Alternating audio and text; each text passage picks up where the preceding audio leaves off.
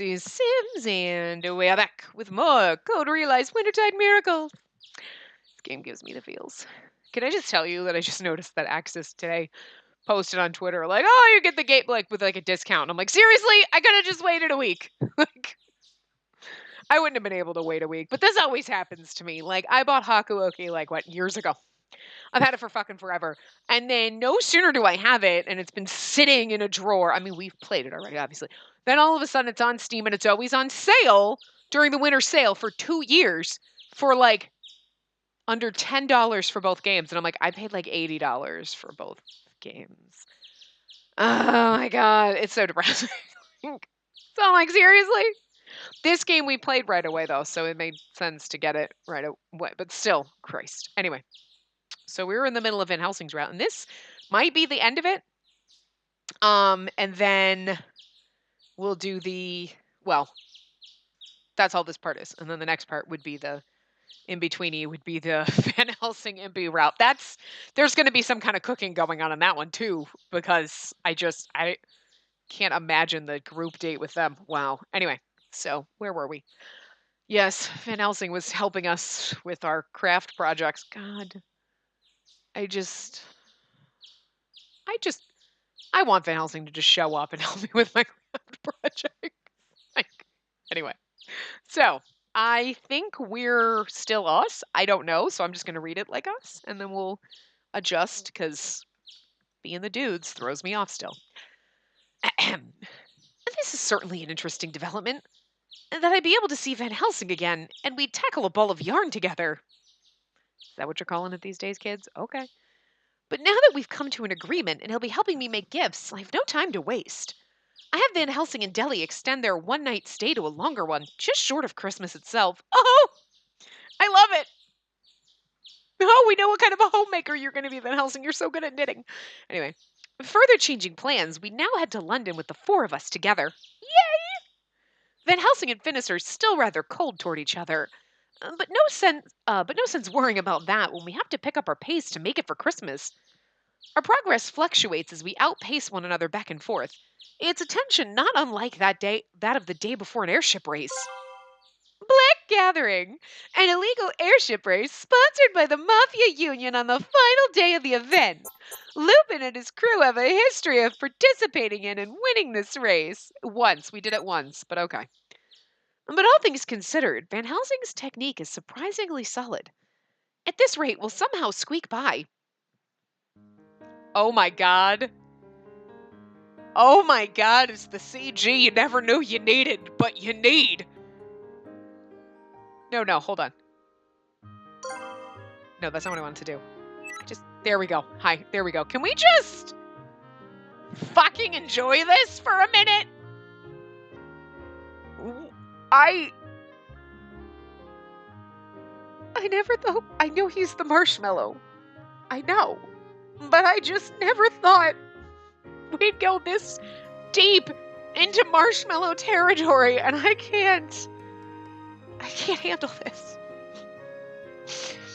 Oh, Van Helsing, I can't handle you. Oh my God. Okay, I'm sorry. You're enjoying this just as much as I am. Oh my God. Oh my God. Anyway, all right. But still, you're quite handy, Van Helsing. I never thought I'd see you knitting. You're better at knitting than you are cooking. Stick to the knitting, I'll do the cooking. Are you surprised? It may be hard to believe, but I used to help my mother often when I was little. Oh my God, that's even cuter, baby Van Helsing knitting. I can't. Shit. I'm gonna need a heart transplant from this game. All of the games need to give me a heart. I don't know why. Why do we do this? Why do I play these games? I love them, but my heart can't take it. Can't take it. Oh, it's too adorable. Anyway.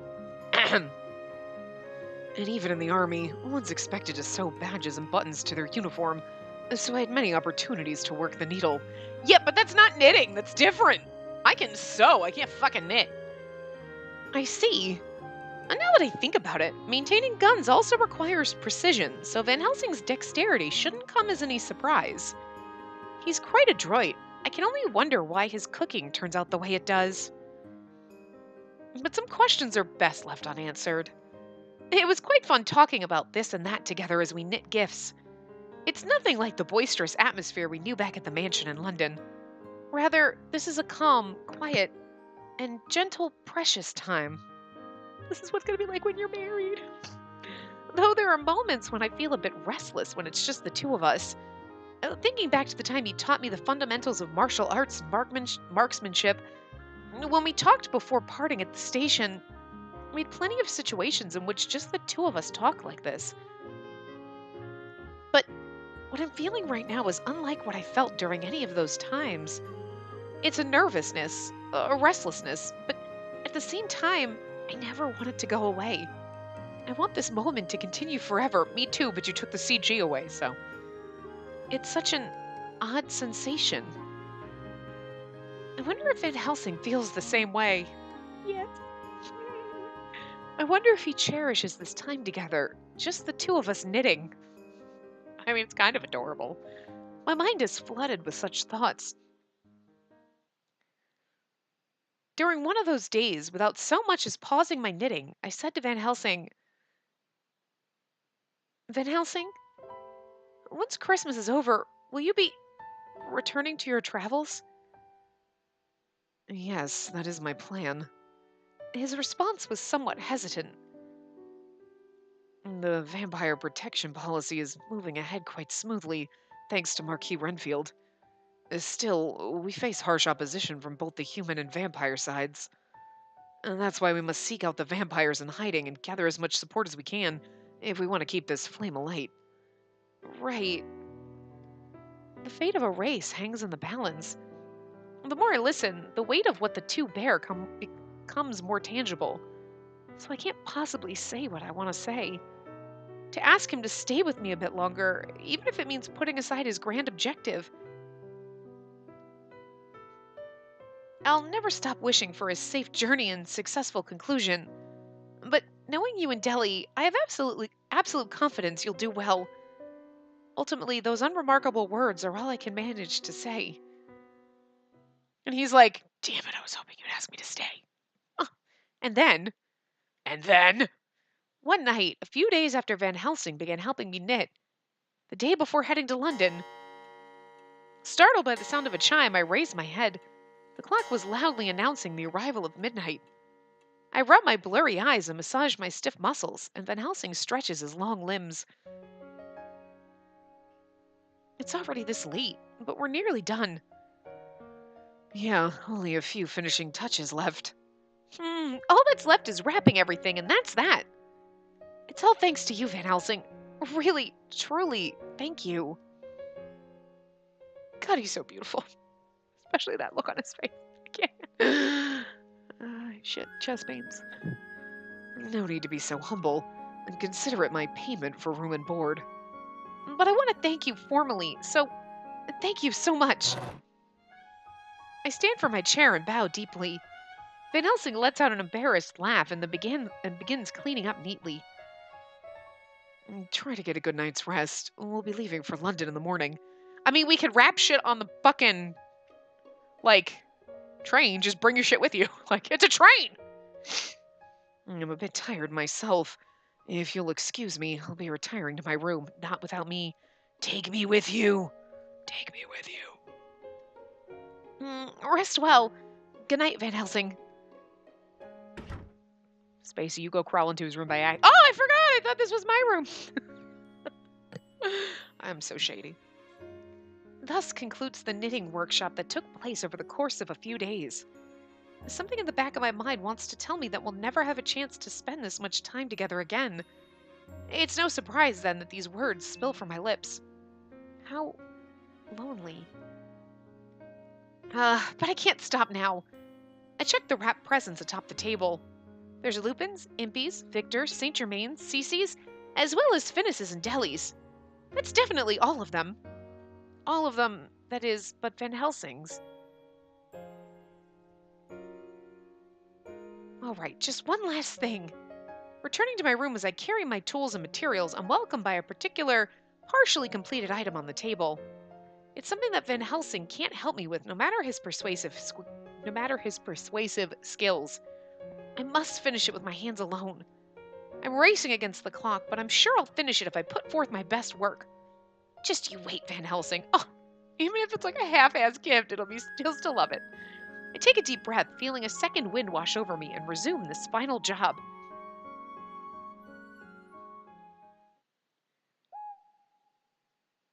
A quiet night. It's nothing like the urban hustle and bustle of London or Liverpool. Wait, is this us or are we Van Helsing? I think we might be Van Helsing. I'm not sure. I'm just going to read it normal and then we'll figure it out. The dark and cold seep into me. It's simply one of those silent country nights. Okay, it is Van Helsing. I'm still not used to this format. I'm never going to get used to it. But also, like, it switches and I was like, wait, okay. Let's get our Van Helsing on. And I finished helping Spacey and left the living room. And though I went directly to my room, I wasn't able to sleep, so I decided to step outside. Ugh, I love the fact that we get to just stare at him. And that question hit me harder than I thought. And distress has filled my heart with no signs of calming. Oh, God, I love it. And now that I've given it some thought, the reason is obvious. Once Christmas is over, will you be returning to your travels? And the image of her trying her hardest to conceal her loneliness is like a knife in the heart. And there should be only one answer to that question, even if she's the one asking it. I've decided to lend my strength to Delacroix's atonement for my sins. Even so, an indescribable emotion burns within me. And since reuniting with her, it's only burned more fiercely. I thought the cold night's breeze might cool me off a bit, but the heat burns deeper than any wind can penetrate. I know he's not even out in a coat. My ears are tickled by light footsteps like those of a child. I raise my head in surprise. Deli? Fortuitous timing indeed. Whenever I'm feeling down, his cheerfulness always picks me up. That's so fucking adorable! Oh, they're best friends! Quite frankly, there have been multiple occasions in which his childlike demeanor has saved me during this long journey. Delacroix. Oh, it's Finis! Shock! But I still love the way Van Helsing is talking about Deli. He's like, they're best friends! I love it. Oh my god.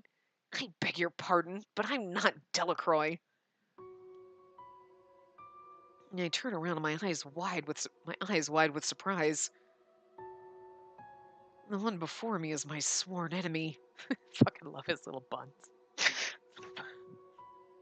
Oh my god.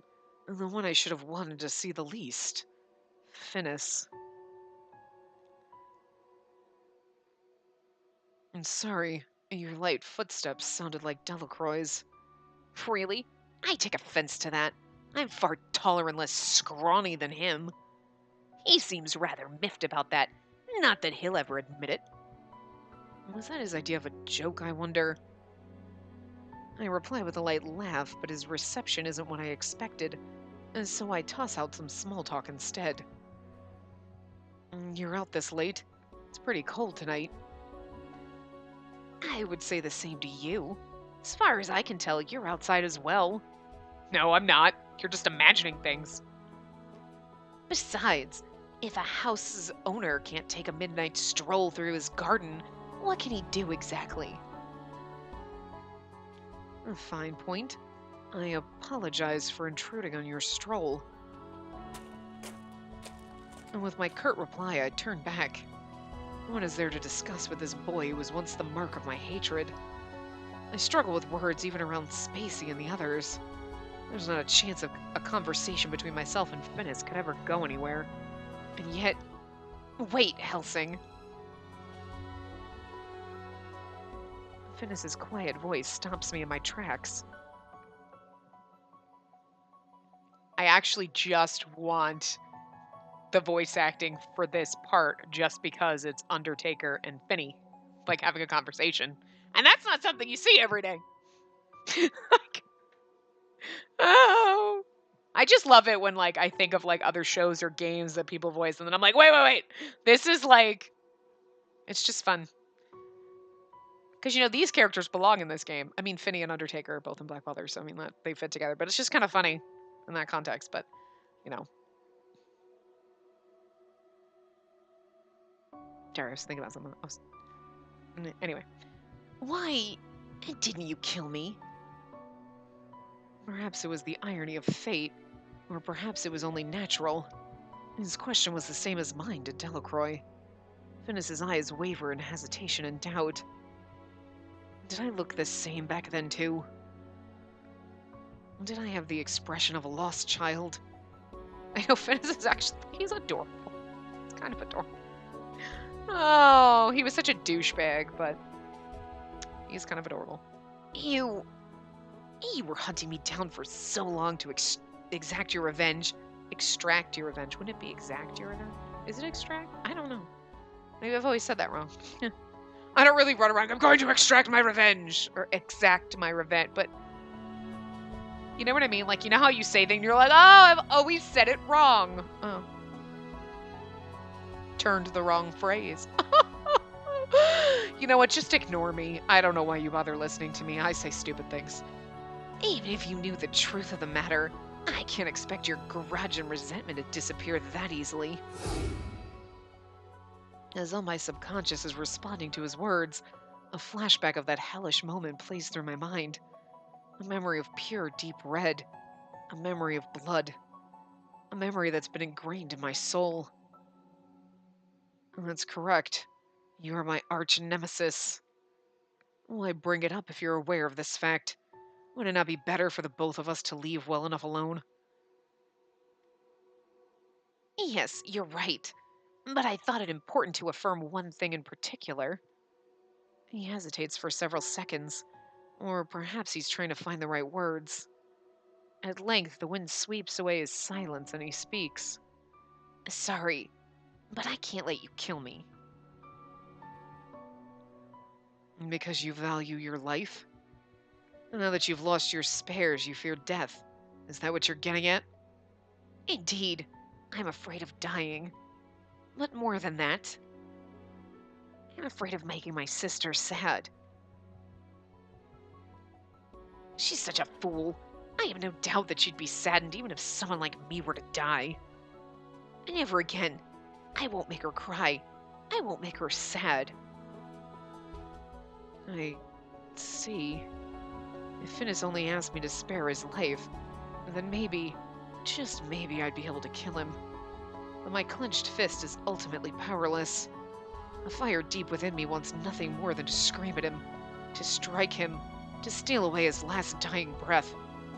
But what was once a blazing conflagration is now but a candle's flame flickering in the wind.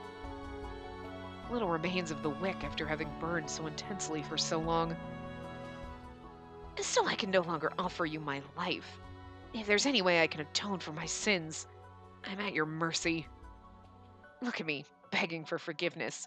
Hardly becoming of someone who was once the big bad boss of the operation. He's like, let me marry your sister. What? I love her. Hearing his self-deprecating words, I can finally bring myself to face him. The leader of the special intelligence agency known as Twilight. A component for the implementation of Code Realize. A doll fit to be Isaac's vessel. That's the thing. Poor Finn. I mean, if you think about it, like, Finis was an asshole. Like, complete asshole. But he wasn't an asshole for the sake of being an asshole. He was kind of an asshole because Isaac was a twat waffle and made it. You know what I mean? So, like, having lost all of those titles and more, he's just a meek boy standing beneath the moonlight. That's correct. It isn't easy to forgive you. I take one step, two, and stand before him. And then... Ow! I bring my fist down onto Finis's head. Huh. Just as I expected. It's no use. I tried hitting you, but it seems I'm not feeling any better. Well, naturally.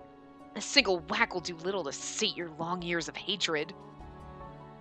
You're right. And just to make sure, I hit him a second time. I stare at my closed fist, letting out a dry laugh, and then spread out my fingers. I loathed you. I swore revenge and fanned the flames of my hatred. It's what fueled me. But after meeting your sister and learning more about you, perhaps I lost sight of myself. Did I want to take revenge out of my hatred for you? Or did I want to hate you for the sake of revenge? Hating you doesn't make me feel better. That's only natural. I'd rather not admit it, but that's because I don't despise you as much as I did before. I lower my arm and let out a deep sigh. Father Time is a real bastard. It seems that sustaining one's hate for the sake of revenge is more difficult than it seems. I flash a smile at a shocked and speechless Finis and turn my back once more. You can't give me your life, then live it instead. And that way, I can have the satisfaction of knowing that it was beneficial for me to spare you. I'll consider him a symbol, to use a certain young king's own word. Helsing. While I begin walking away, Finis calls out to me once more. My back remains turned, but I decide to hear him out and wait for his next words. Ever since my sister came back to Wales, she always looked so miserable and sad whenever you were brought up. I want her to be happy. So I hope she can be given the same amount of love that she gave to me. So if my sister has any particular wish, I'd like to welcome it. I see. Well, hypotheticals aside, don't worry. Even if the world comes crashing down around us, I won't call you brother-in-law. He doesn't call us anything but sister, which sounds so creepy. Hello, sister. There's no way to read that without it being like... It's not like, hey, sister. You can't read it like Buster and fucking... Arrested Development. Hey, brother. It's always, hey, sister. I don't know why. Anyway, with those quiet parting words, he fades into the darkness of the night. I could have sworn I heard him mutter something under his breath. Perhaps I was hearing things, but I wouldn't particularly mind that title. He's like, I wouldn't call you brother-in-law. And he's like, what, brother-in-law? What? I can marry your sister? Yes. Once I'm back inside, I quietly head toward my provided guest room. I think on my moonlit encounter with Finis. I ponder what that event might portend for the two of us. The inferno of revenge is burned within my soul for so long. It's taken its toll, and it will surely take a long while before I can rid myself of its searing pain. But I'm positive that one day, and just as I begin to lose myself in thought, I notice a ray of light leaking out into the dark hallway, and I stop in my tracks. And that's Spacey's room. I am not one to snoop, but is she still up? We'd essentially finished, so I told her that she should get some rest. What does she suppose she'll do if she becomes ill before a trip to London? I'm just gonna sleep on the fucking train. I'm just gonna curl up in your arms and sleep. And rest my head on your shoulder. I'm feeling the need to give her a lecturing. Oh, keep it to yourself, Mom. I knock on the open door and step inside. I'm coming in, Spacey. What do you think you're doing at this hour? Whether I plan to lecture, scold, or even greet her, in the end, none of my words are necessary. She's passed out with his gift. Yeah, I'm not snoring for me anyway. She's sound asleep. Perhaps she had been working on something, but for now she's sleeping peacefully on her bed. Though I suppose that something is obvious. Day? Is it supposed to say? Oh. I don't know, that was... Wait. Though I suppose that something is obvious. Day. I don't think that's supposed to be there. Anyway. It's in her hand as clear as day. Oh my god! Why does this game do this? It doesn't give us a kiss, but god, it gives the most beautiful fucking Van Helsing CGs. Oh! He's just like stroking her head. I can't. Fuck, I can't handle this. Shit. Fuck. Oh my god. Okay, you know what? As much as there's a huge part of me that wants them to just keep making fan discs for this, I want them to stop too because I can't handle it. Like, I'm gonna have a heart attack. My chest is like, oh god, I can't. I'm gonna die, guys. Oh. Anyway. I'm truly a handful. I told her not to push herself so hard. Gentle fragrance like flower petals tickles my nose. Patting her head gently, I can feel her warmth. She must have run out of fuel immediately after finishing wrapping the present. Ah, good, it's wrapped. You don't know what it is. Look how fucking sweet his face is. Fuck.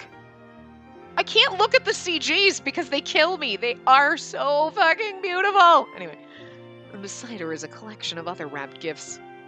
Looking at her careful wrapping job, I can't help but a slight sense of regret. I envy my friends who can accept these gifts that she put so much hard work into. Meanwhile, here I was telling her I'm fine without one. I'm beginning to have second thoughts about my stoic act. Oh, he's like, I don't get a present, it makes me sad. You have one though, you precious thing. It's hard to believe I was about to scold her. And seeing her like this, there's no way I could be upset with her. On the contrary, I want to shower her with praise for her hard work. I can hardly stop myself from smiling. I know and I love it. He's so fucking squishy. Oh, our marshmallow is like just melting everywhere. Truly, honestly, I'm glad that she's finally able to rest. I'm sure whatever expression I'm wearing now would be intensely embarrassing for anyone else to see. Oh god, but it warms my soul. It's beautiful. My chest begins to burn anew. But it's a heat completely unlike that of the flame of revenge. Rather, it's a gentle warmth that engulfs me to the core nonetheless. Now I see. For the longest time, I've had this sensation within me, concealed away behind revenge and hatred, an emotion I couldn't quite ascertain. But now, in her presence, it's made crystal clear. This tranquil, I can't, oh my god, I can't read, I'm sorry. And this tranquil, radiant, fragile yet powerful emotion is undoubtedly... No, but you're supposed, oh, you know what, tell me when I'm awake. They do this widescreen and you're like, don't you end! Anyway.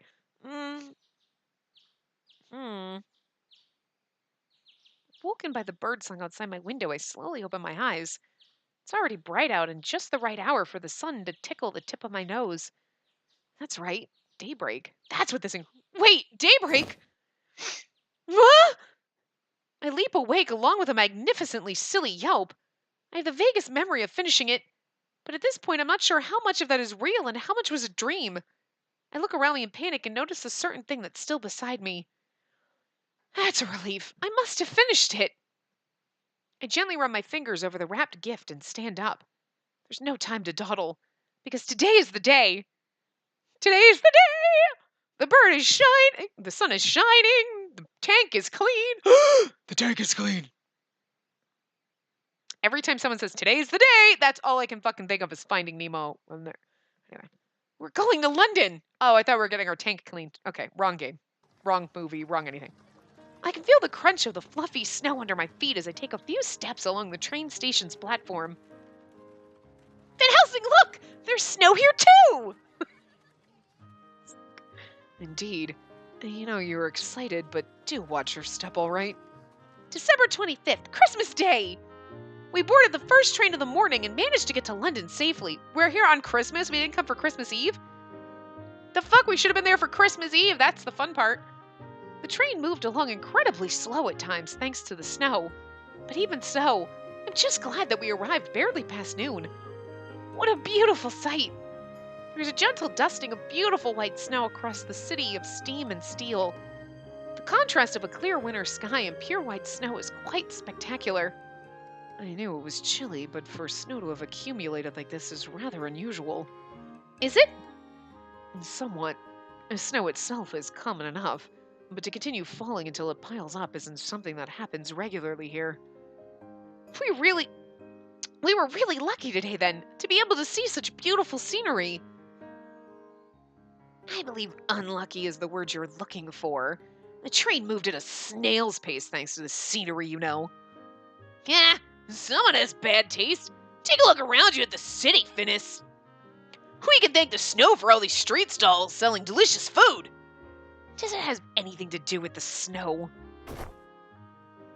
Alright, let's go, Finnis. We're hitting every stall on the way to the mansion. Hold on. Stop your tugging, you barbarian. My eyes meet with Finnis's as he's pulled into the sea of people. He's gone in an instant. I'm sure we'll see them later at St. Germain's mansion.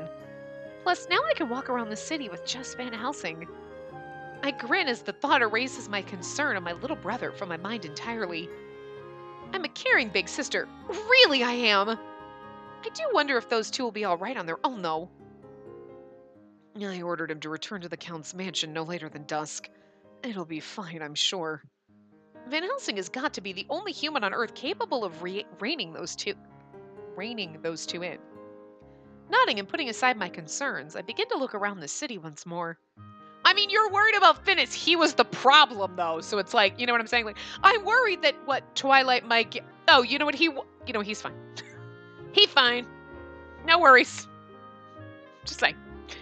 Likely owning to the fact that London is essentially my hometown, I'm filled with nostalgia every time I come here. Van Helsing is close beside me and looks to have similar feelings as he takes in the cityscape. It looks a little different with its powdering of snow and shimmering decorations. Regardless, the billowing steam and commotion of this steel city is just as I remember it. It's like we're back where we started. You're right. Everything feels truly nostalgic. That said, although it may look the same, not everything is as it used to be. Such as? But my response become lodged in my throat. As though he can read my mind. Van Helsing, the man beside me, gazes into my eyes. Oh, a dream. What is it? My face is burning up despite the winter's cold, and I press my cold hands against my cheeks. Oh, right. What do you suppose we should do? Should we head straight towards St. Germain's mansion? Van Helsing gives my suggestion some thought, but there's still plenty of time before our scheduled meetup.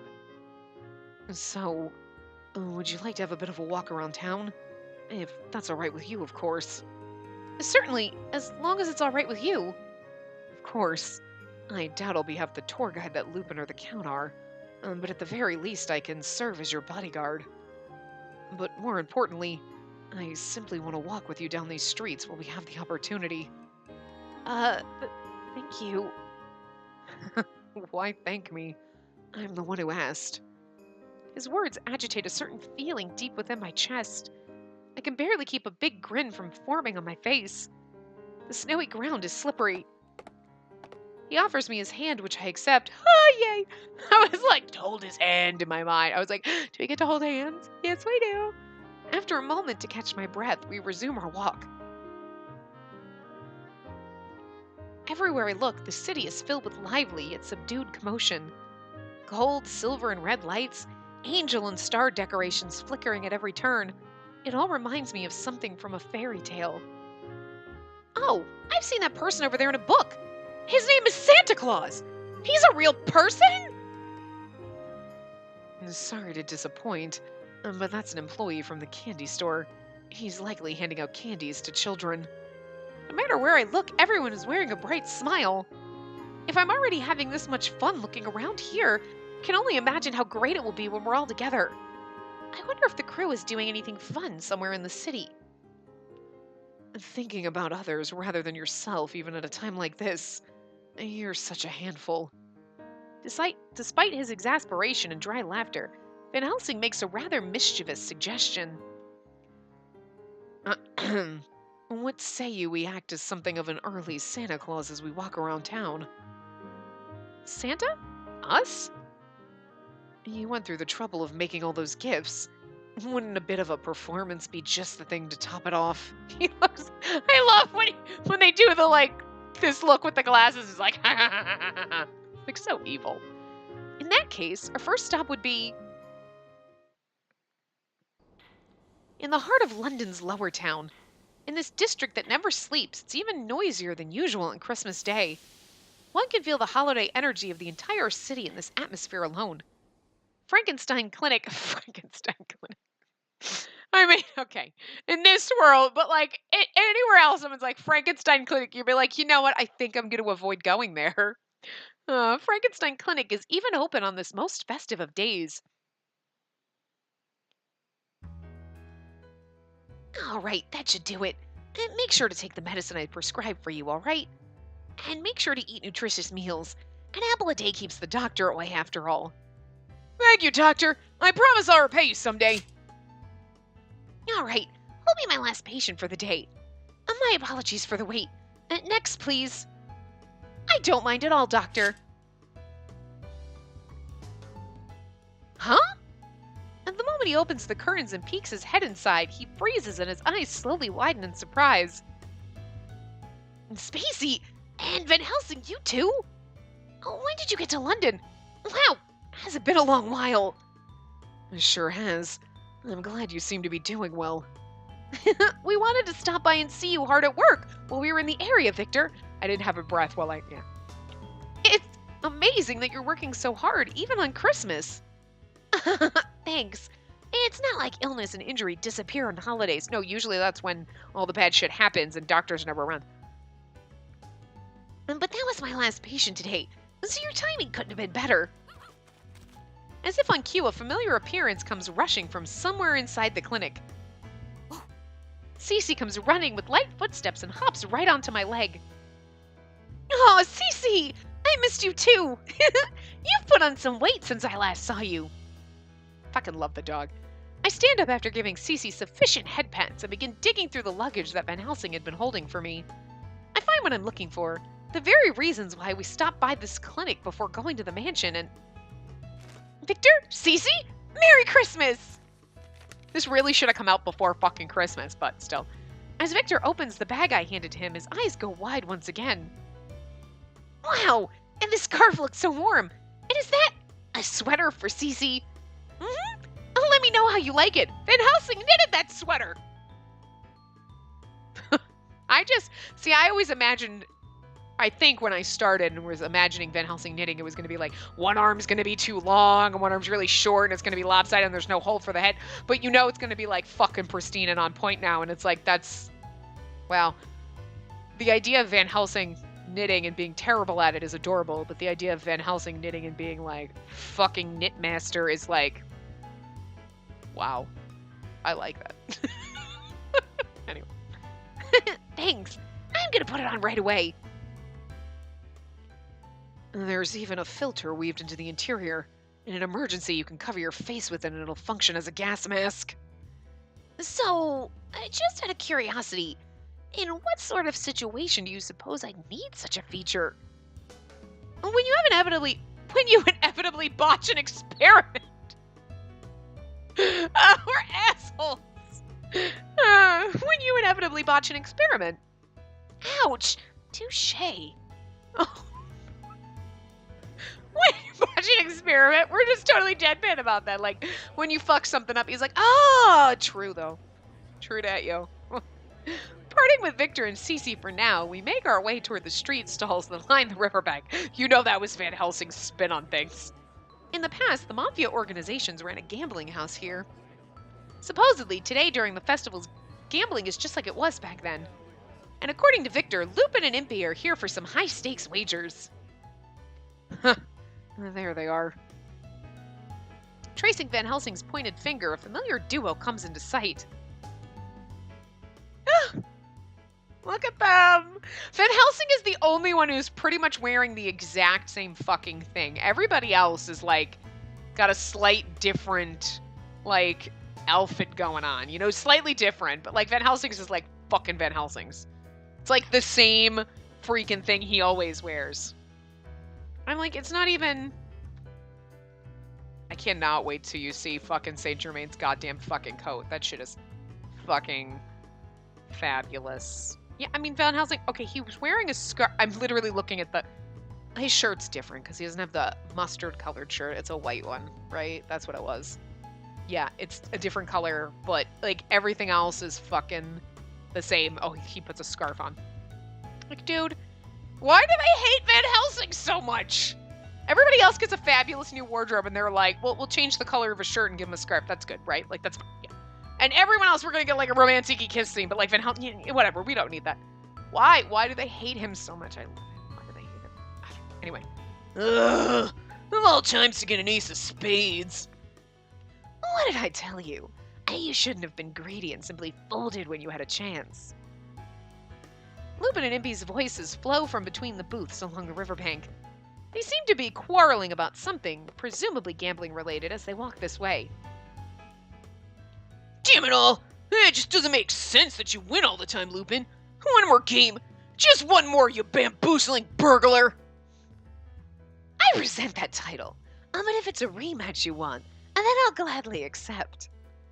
Alright, I'm gonna dally with the first girl I see, and if she agrees to a date, I'm crowned the victor.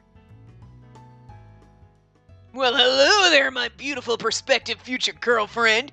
Can you resist a conversation about steam pressure and Dalton's Law?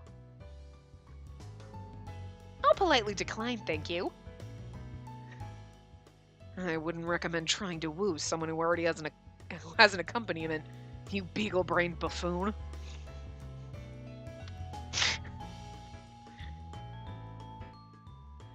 My winning streak continues. Of course you would get rejected, but... Oh! And here I thought you were both worlds away from here. Do my eyes deceive me? Is it truly my angel? Or does my eternal longing manifest in the form of a cruel illusion before me? You know, you gotta love him for the fact that, like, he just can't fucking let it go. Like, it's like, oh, my angel, I love you. And you're like, I'm with Van Helsing. Dude! Put it away! I don't normally like the Impy character, the one that's all up on you and, like, whatever. But he's probably the only version of this character that I actually don't. I'm not like, ugh, God, over it. Like, I do. He's not my favorite. Like, he's not. But I do love him. In a way. You know what I mean? But usually the character that I would associate his character, I'm not usually a fan of. It's like, yeah, the route's good, but, you know. He's like the exception, though. You're like, you know, still in the man harem, you're just there to cook for us. And we hang out, and we're bros. But that's it.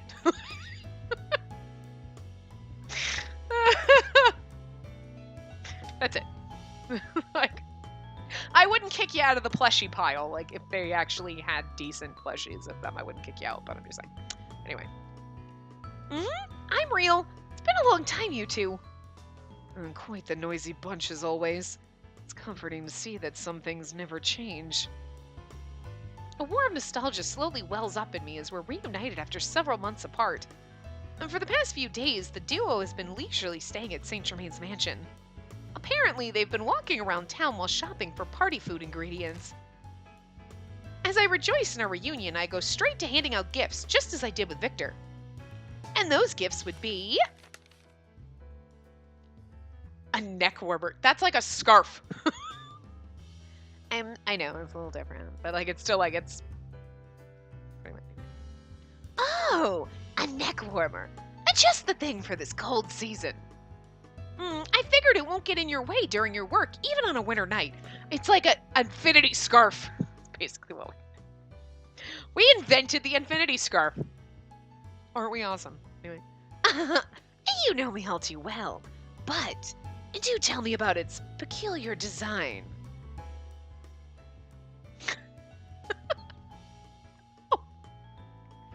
Okay, we made a black ski mask. Why does it have holes in it? That's for your eyes. I love the Van Helsing twist on everything. It's so great. Oh, God. You can pull it up over your head in the event of an emergency and it'll become a mask. I see. A mask. A mask? Brilliant. If your identity is in danger of being found out, just yank that fella up and book it, chum. He wears one, though, doesn't he? He wears a mask. Yeah. I mean, he doesn't change his clothes, so he shows up in the same outfit that he wears in town. But it's the Clark Kent phenomenon, you know, like mask, no mask, mask, no mask. And everyone's like, he takes the mask off and everyone's like, hey, where'd that Lupin character go? And you're like, I don't know. Hi, I'm Lupin. And they're like, oh, hey, you got that name just like that criminal. I know it's, and you're the same outfit. Wow. But it's like they don't recognize him because he's not wearing a fucking mask. You know, like take the glasses off and Superman put him on. Oh, wait, where'd Superman go? Clark, have you seen Superman? He was just here. People are idiots is all I'm saying. But anyway. It'll surely be useful. But I do question whether it matches my aesthetic tastes. And what might you have received him be? As for mine, behold, a jumbo-sized knit cap, designed to cover the ears and shoulders, ideal for winter weather. That's actually kind of fun. So he got a muckalock hat, like Alex called. Egads, is there any bottom to my princess's endless love? Van Helsing stares at the love-struck Impy with an expression somewhere between pity and nausea. Really, because he has such an endearing look on his face right now. It's adorable. Look how little he is compared to the two. I mean, he's staying a little front, but he's like his shoulders are so much lower than Lupin's, even though like Lupin seem the same height. Maybe it's just Van Helsing's hair. Can't count Lupin's hat, but like Impy's like super tall. But like it just makes Van Helsing look like super little, doesn't he? He looks little. Standing next to them. It's cute. You're like, oh, you're short. Compared to them. Anyway, the truth is, Van Helsing was responsible for knitting the majority of this hat. Look how well it fits. Surely something this perfect could never have been crafted without the power of love. Having plenty of experience in trying to crush your skull in my hand, I know your head size well, even if I'd really rather not. Did you just say something, Van Helsing? No, it's nothing. Those details can be our little secret. Lupin and Impy, Victor and Spacey. After reuniting with these friends I dearly missed, Van Helsing and I continue our walk around London. We pause to gaze at the palace that looks different from when we last saw it. We smile as we watch children laughing, playing, throwing snowballs at one another. As we continue walking, we begin seeing familiar faces. Look, it's the Queen! Look, even she gets a glorious new fucking outfit. She's got a fucking orange on her head.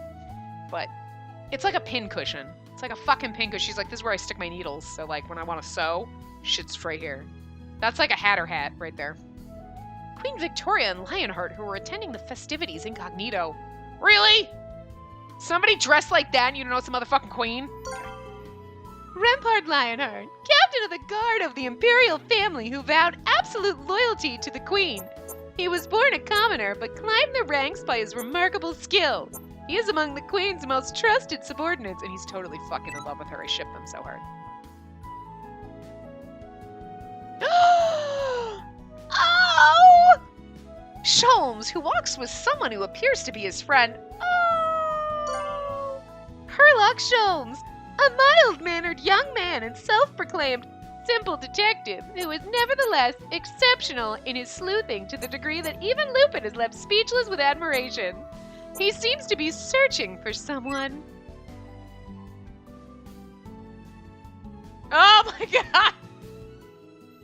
I thought Nemo... Okay, see, I don't know which timeline is which, but like, so Nemo's like, Toad's fine. Like, no, but like, he's not in prison. Like, he isn't... His ship crashed. His ship is the... How is he like walking away free? Did they just... I know I'm getting my timelines mixed up between stories, but like, I'm pretty fucking sure that still happened. Like, the whole restoration thing is because the fucking Nautilus. Like, right? I mean, how it...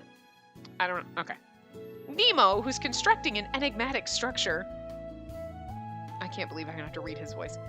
Shirley, who's shopping for a present for her father and accompanied by Passy. I kind of love this one. They fled through everyone, and you're like, "Aw." I may have even caught a glimpse of Hansel. Hansel, he's so hot right now. People so dear to me, whom I've met here in London. It wasn't just Lupin's crew who helped me to find my humanity. The more I talk with these people who changed my life, the more memories of this city become engraved in my chest. It's also nostalgic, and this city has hardly changed a bit. It's still the London I knew and loved, and that's what makes me happiest of all. Indeed, walking around like this reminds me as well that I'm fond of this city. Is something wrong? It's nothing. It's just that it's not every day I get to hear you say that you're fond of anything. Really? Well, I suppose you may be right. I have been this way for much of my life. I can't always say the things that are most important at the most important times. Do you mean... Before I can finish, a cold wind suddenly blows over us. The sky had filled with clouds before I even realized it, and a white, fluffy blanket lay atop the entire city. It's not long before icy flakes start fluttering in the empty sky. I don't know why I can't read. Oh, look! Van Helsing, it's snowing! I admire the spectacle for a moment, and when I suddenly look beside me, I never saw nor heard him approach us. Oh, an elderly gentleman stands next to us, gazing up at the sky. I seriously thought Van Helsing is gonna get close to us. No? Oh, I know. See, I'm still anticipating, like, is he gonna kiss us? Right? No, we're not gonna get that. Anyway. My, oh my. I didn't think I'd be seeing you two here today. I don't remember the voice I gave him. It was something like this anyway. You're... don't ruin it for me. Alistair. Perhaps this is what they call a Christmas miracle. Isn't he evil? What happened? What happened in the Finnis route? In the end of the last, we were like, oh, and nothing bad happened, and everybody lived happily ever after, and the what? Why are all the bad guys out running free? I don't get this. I don't want to have a threesome date with him and Nemo. That's fucking weird. It's fucking weird, and we don't get like a Sholmes and Watson date. That's what I want. Wait, do we? Do we get a Sholmes and Watson? I don't think we do. Sholmes is in there, right? It's Sholmes and Hansel or something weird, and you're like, that's bizarre. I don't know. Slightly disappointed, but anyway. It's been quite some time, Van Helsing, and the same goes for you. Jimmy A. Alistair, former top brass of Twilight and fucking Moriarty. Okay, see, and Alistair and Sholmes might have been interesting too because of that, but anyway. And Jimmy A. Alistair. After. I can't read it unless it's scrolling, okay? Once a leading member of Twilight, he defected from Isaac during the Code Realize incident. He aided in expelling Nautilus into the sky and disappeared shortly after. Okay, that's what we're going with because I don't remember that, but anyway. He assisted Father's Isaac's terrorist plot while working under Finnis. But he's a man whose true intentions are nigh impossible to read, and in the end lent us his strength. And he's also a man who once called himself a comrade of Van Helsing. Where have you been all this time, Alistair?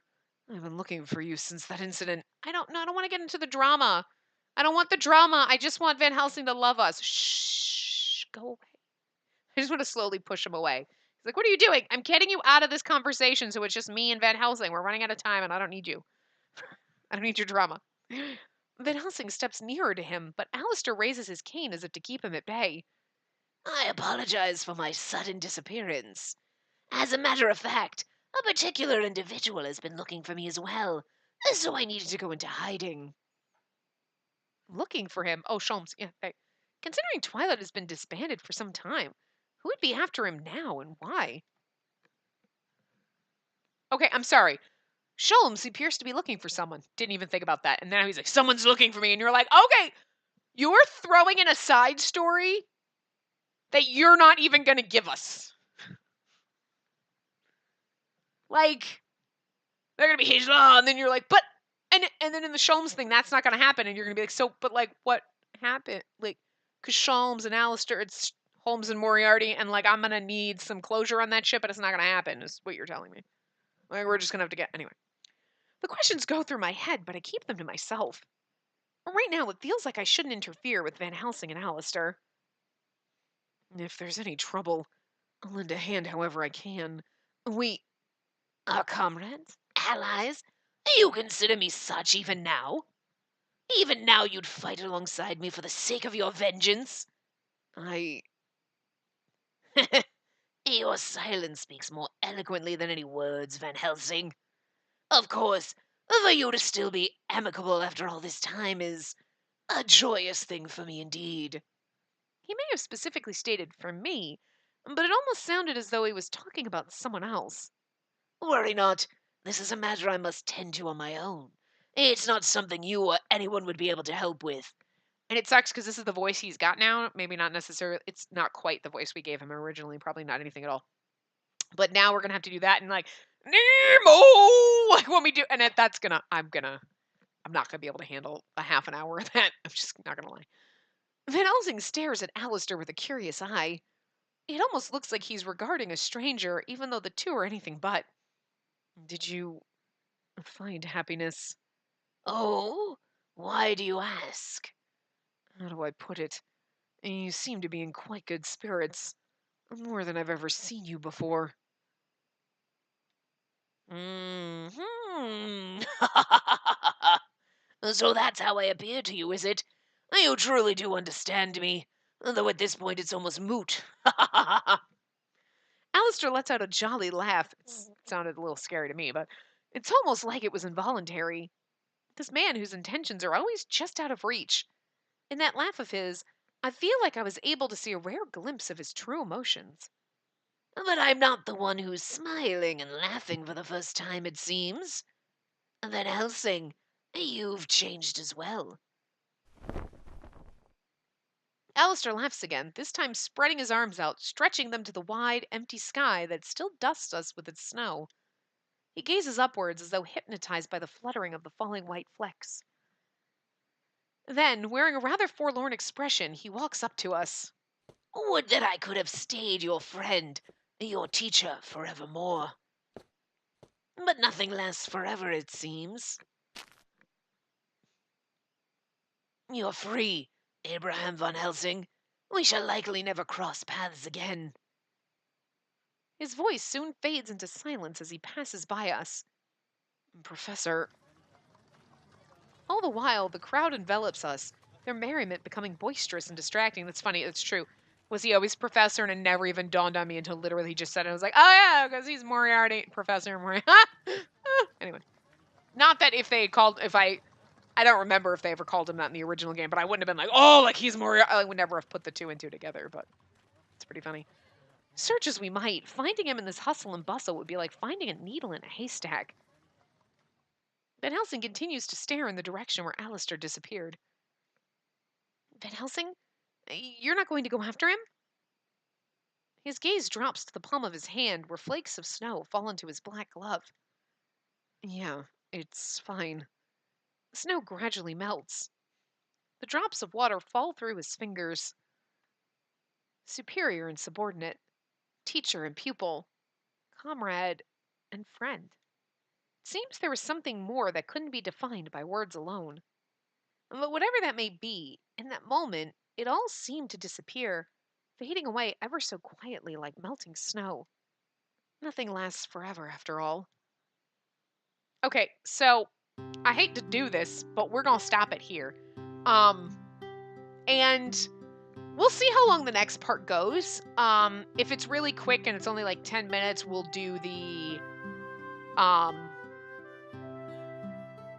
Van Helsing Impy date scenario thing in the same part. If this part runs like about half hour over, like finishing this up, then we'll do it in a separate part. You know what I mean? I want to keep them separate. I like doing those date scenarios just on their own, but I'm not going to be like, okay, well, this part was only 10 minutes. You know what I mean? I want it to at least be a half hour. And if it's not at least that, we'll do that. So you know what I mean? So we'll see what happens in the next part. But anyway, I will see you guys next time. Remember to give the video a big thumbs up and subscribe to see more.